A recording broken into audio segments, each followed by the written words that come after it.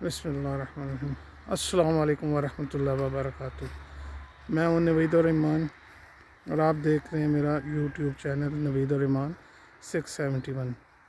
آج 4 نومبر 2023 ہفتے کا دن ہے، تو ویکینڈ پہ کوشش کی کہ نکلیں اپنے پنڈی میں جو میری رہائش ہے 6 روڈ پہ، کافی گنجان علاقہ ہے، وہاں سے نکلے اپنے آبائی گاؤں کی طرف۔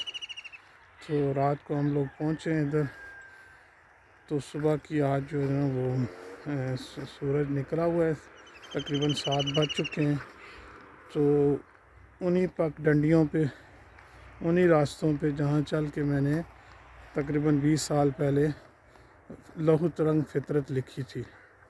تو جو میری نظمیں ٹوٹی پھوٹی سی میں نے آج سے تقریباً 15-20 سال پہلے لکھی ہیں، اس میں جو سب سے میری فیوریٹ تھیں، جس کو مجھے جو میری اگر میں کہوں کہ اپنا ایک احتساب کروں یا پچھلے 10-15 سال 20 سال کا جو پیریڈ ہے اس کو مشاہدہ کروں، اس کا انالیسس کروں، تو 2-4 نظمیں آتی ہیں جو مجھے دل سے جو میں چاہ رہا تھا لکھنا وہ میں نے لکھا، اور بڑے اپنے جو ایک تاثرات تھے وہ میں نے بیان کیے۔ تو اس میں سے سب سے فیوریٹ تو میری لہو ترنگ فطرت ہے، جو کہ میں نے اپنی پہلی ویڈیو میں آپ لوگوں کے ساتھ شیئر کی تھی، اور دوسری نظم تھی ایک دن جو قرآن اٹھایا۔ ایک دن جو قرآن اٹھایا، وہ یہاں ایک کھیت ہے، اسی میں کام کر رہا تھا، تو اس کا ایک مصرع کافی 2-3 دن سوچنے کے بعد جو وہ میرا مکمل ہوا تھا۔ تو وہ اس کا مصرع یہی ہے کہ میں پہنچ گیا کہاں۔ وہ اس کا ایک آدھا مصرع تھا، آدھا جملہ ہے، میں پہنچ گیا کہاں، میرے گھر میں پڑا ہے قرآن، جس پہ گرد و غبار تھا وہ بڑا ویران، میرے گھر میں تھا فساد، میں تھا بہیں سے نلاں تو بہن تھی پریشان، وامن شر النفاثات فی العقد، ایک دن جو گرد ہٹا کے پڑھا قرآن، میں سنبھل گیا، میں سدھر گیا، مجھے رستہ مل گیا، مجھے منزل مل گئی، میں سنبھل گیا، میں سدھر گیا، مجھے رستہ مل گیا، مجھے منزل مل گئی، میں پہنچ گیا کہاں، جو تو ہے پریشان یا بائی سے نلاں، تو بھی گرد کو ہٹا قرآن کو اٹھا، کہ ہے اس میں ہر مسئلے کا حل، ہر منزل کا نشان۔ تو یہ وہ کھیت تھا جہاں میں کام کر رہا تھا۔ تو کام کرتے کرتے وہ تقریباً 2-3 دن اس مصرے پہ میں ورکنگ کرتا رہا، تو مجھے وہ مصرع ملا، میں پہنچ گیا کہاں۔ یقیناً اللہ تعالیٰ کی تلاش اگر بندہ نیک نیتی سے کرے تو یقیناً یہ تو سیکنڈز کا معاملہ ہے۔ یہ تو جس لمحے آپ نے ارادہ کر لیا، آپ نے باقی معاملات سے، باقی دنیاوی جو نفسا نفسی ہے اس سے قطع تعلق ہو کے جب آپ نے اللہ کی طرف رجوع کر لیا، تو اسی لمحے آپ کو وہ راستہ، وہ منزل مل جاتی ہے۔ منزل اللہ تعالیٰ کی رضا ہے، منزل جو ہے وہ اللہ کی خوشنودی حاصل کرنے کے لیے تقدو ہے۔ ساری زندگی ایک سانس اللہ کی یاد کے لیے، اللہ کی رضا کے لیے وقف کر دینا ہی جو کامیابی ہے۔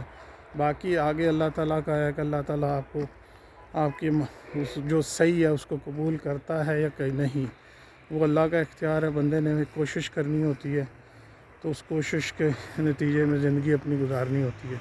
تو یہ میں نے اس چیز کو نوٹ کیا ہے، میں نے کہا چلیں آج دوبارہ آپ لوگوں کے ساتھ شیئر کروں، تو میں نکل پڑا۔ باقی جو میری دوسری نظم تھی لہو ترنگ فطرت ہے، تو یہ انہی راستوں پہ چلتے چلتے میں نے کہا چلیں، کیونکہ وہ مجھے علامہ اقبال کا جو مصرع غالباً قطع ہے، جس میں وہ کہتے ہیں کہ فطرت لہو ترنگ ہے غافل نہ جل ترنگ، تو وہ جب میں نے ان کا پڑھا تھا تو میں نے کہا تھا چلیں مشاہدہ کرتے ہیں۔ تو جب اپنا انہی کھیتوں میں، اسی گاؤں میں یہی معاملات یہی تھے۔ موسم تھوڑا سا مختلف تھا اس ٹائم، وہ موسم تھا، بادل تھے، تو گندم بھی تیار تھی، ابھی گندم کی بوائی ہوئی ہے بالکل، یہ کچھ میرا خیال ہارڈلی 5-10-15 دن کی گندم کی ابھی یہ ایج ہوگی۔ کچھ کھیت ہیں جن میں ابھی لگتا ہے ابھی بوائی ہوئی ہے، کچھ جگہوں پہ گندم جو ہے وہ نکل چکی ہے۔ تو اگر میں آپ کو دکھا سکوں تو یہ میری بیک سائڈ پہ دیکھیں، یہ کھیت ہے، اس میں گندم ابھی بالکل چھوٹی چھوٹی سی ہے، اور یہ دوسری طرف جو کھیت ہے روڈ کی دوسری طرف، اس میں ابھی لگتا ہے کہ ابھی جو ہے نا ہل وغیرہ ٹریکٹر سے چلی ہے، اس میں ذرا سے نکلی ہیں۔ تو یہ ایک